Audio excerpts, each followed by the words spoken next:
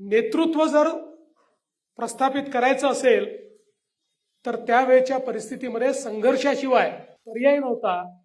अशा परिस्थितीत ते संघर्षात उतरले आणि मग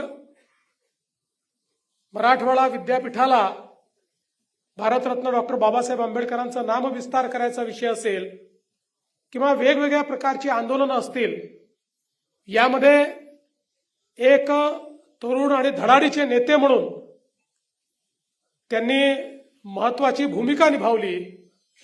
एक मोठा संघर्ष उभा केला. सातत्याने लोकाभिमुख अशा पद्धतीनं एक मोठं संघटन उभं केलं आणि म्हणूनच पुढच्या काळामध्ये त्यांना महाराष्ट्रामध्ये मंत्री म्हणून काम करता आलं. मग लोकसभेमध्ये देखील त्या ठिकाणी ते निवडून गेले. लोकसभेतही त्यांना काम करता आलं. पण हे सगळं करत असताना संघर्षातून जरी त्यांचं नेतृत्व तयार झालं तरी त्यांच्या नेतृत्वात कधी कटुता आली नाही. कुठल्या व्यक्तीबद्दल, कुठल्या पक्षाबद्दल, कुठल्या समाजाबद्दल, कुठल्या धर्माबद्दल कधीच कटुता नाही.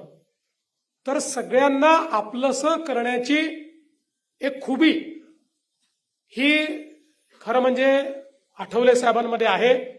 आणि म्हणून ते कुठल्याही पक्षात असले आणि कोणाच्या युतीत असले तरी सगळ्यांशी त्यांचे संबंध आहेत, सगळ्यांची त्यांची मैत्री आहे आणि सगळ्यांशी एक प्रकारे त्यांचा जिव्हाळा आहे.